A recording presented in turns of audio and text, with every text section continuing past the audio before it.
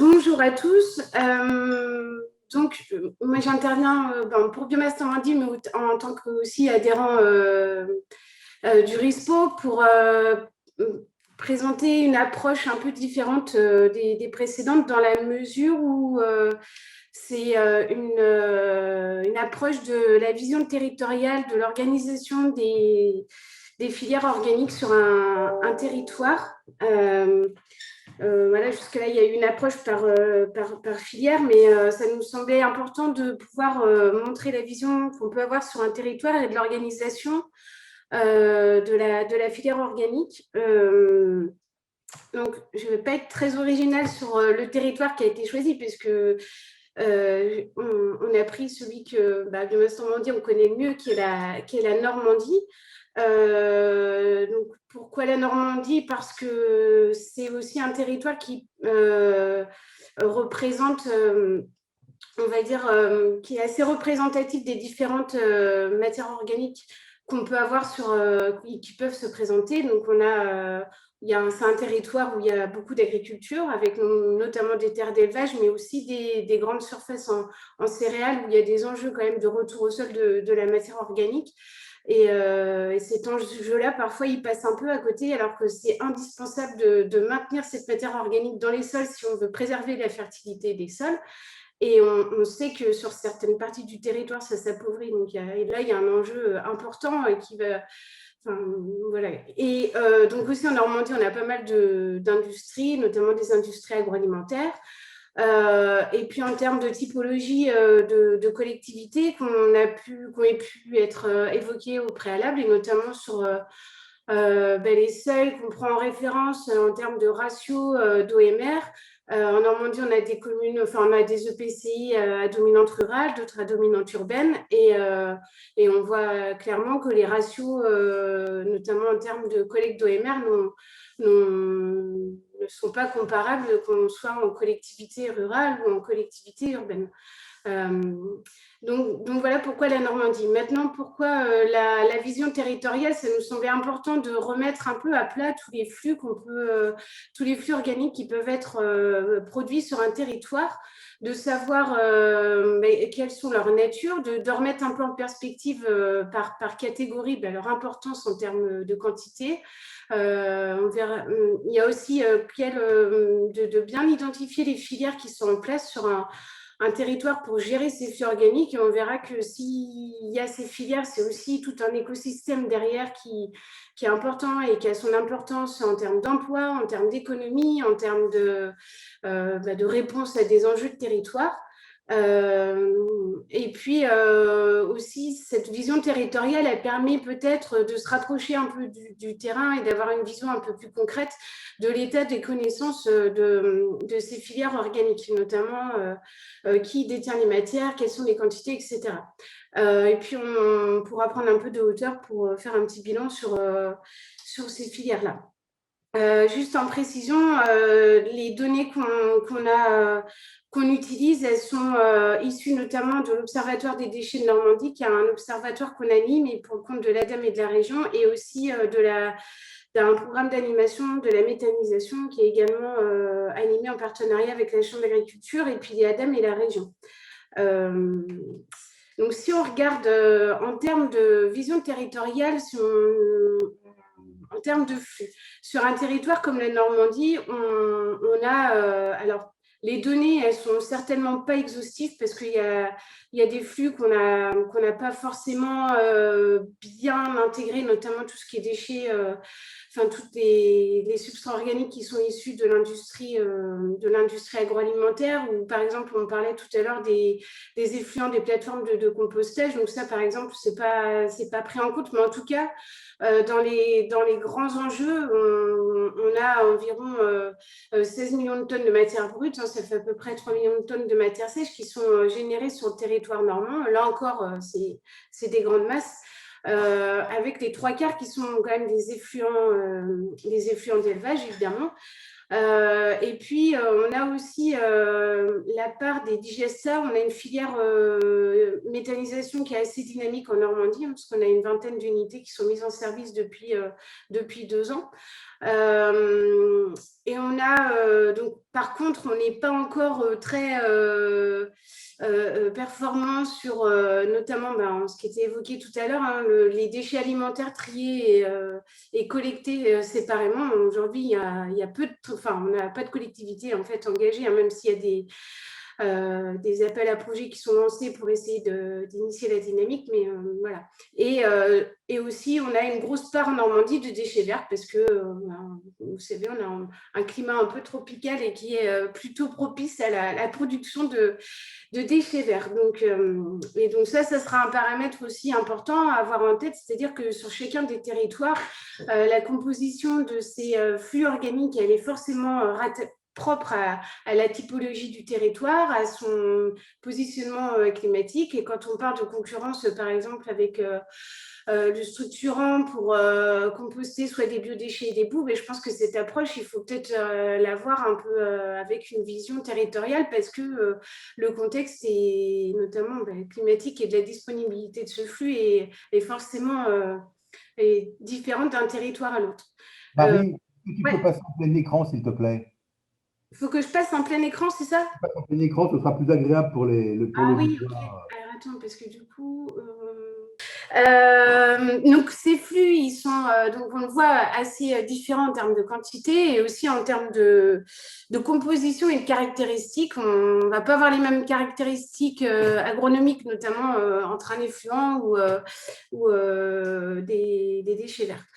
Ce qui est intéressant aussi, c'est de montrer que les entités qui sont gestionnaires des flux, elles sont forcément assez variées. Donc, on a bien sûr l'agriculture qui est un gros gestionnaire des déchets organiques, mais on a aussi les collectivités. Et ce qui est intéressant, c'est de remarquer qu'on a à la fois des collectivités compétentes en matière de déchets, des collectivités compétentes en matière d'énergie. Donc là, c'est plus pour les centres de chaufferie biomasse qui ont été évoqués par Dominique tout à l'heure. Et puis aussi les collectivités compétentes en matière d'assainissement pour les boues. Donc, quand on parle de collectivité, il faut quand même bien avoir en tête que derrière, c'est des gestionnaires, enfin, c'est des collectivités avec des compétences différentes et aussi des contraintes réglementaires différentes. En termes de filière, donc la gestion des matières organiques, elle se fait essentiellement par épandage à l'état brut. Donc, ils sont là, du coup, rattachés essentiellement à la future catégorie B du décret socle commun et qui sont essentiellement liés pour l'épandage des matières, des effluents et des digestats. Et on a aussi donc la méthanisation et le compostage qui sont des filières non négligeables de gestion. Ce qui est important de remarquer, c'est qu'aujourd'hui, on a le recours à l'enfouissement ou à l'incinération, il est très, très anecdotique.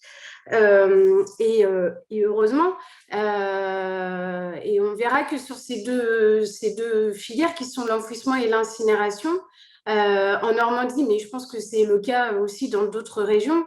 Aujourd'hui, ces installations, elles accueillent essentiellement des déchets ménagers assimilés et notamment les OMR, des déchets d'activité économique.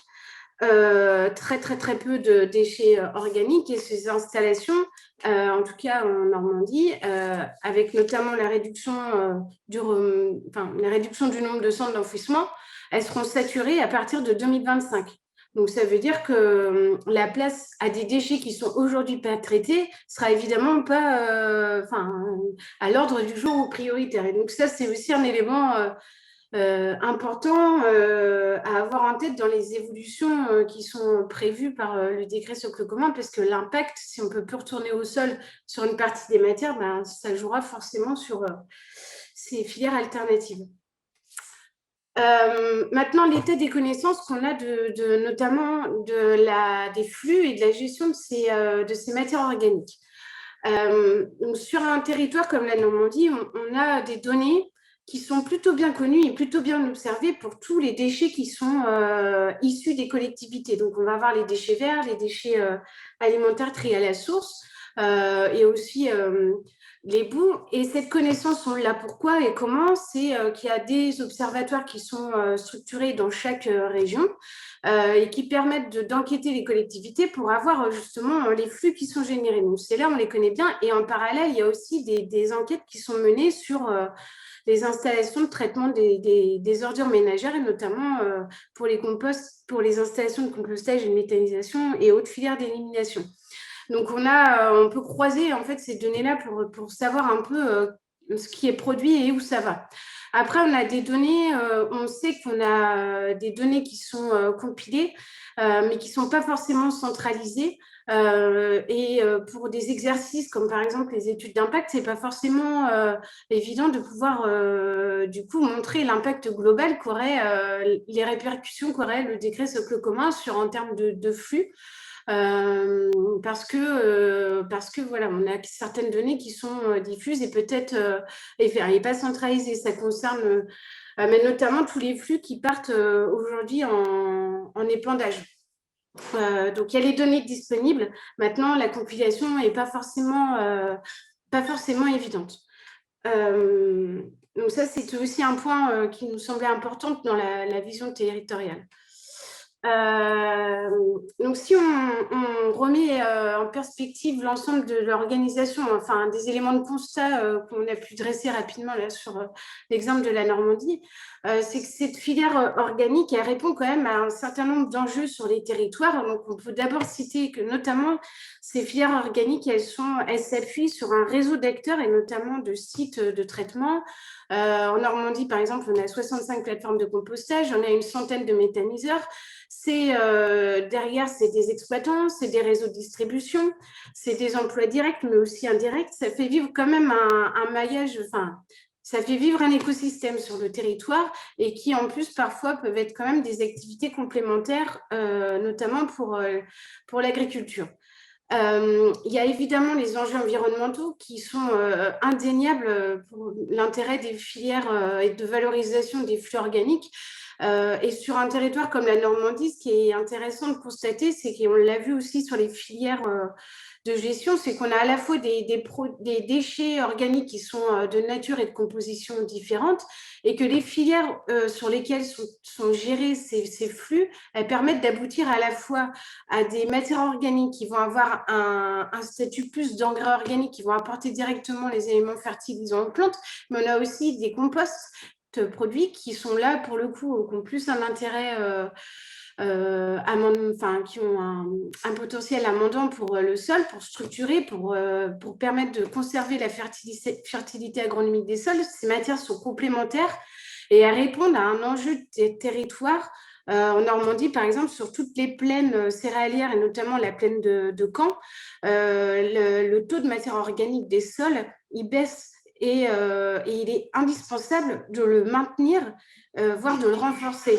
Et ça, on peut le faire évidemment qu'avec des matières organiques amendantes. Ce n'est pas des engrais de synthèse qui vont pouvoir faire ce travail-là. Donc, ça répond à un enjeu de territoire évident.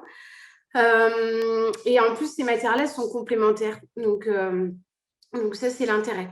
L'autre point que j'ai précisé tout à l'heure, c'est que ces filières aussi alternatives, de retour au sol, elles sont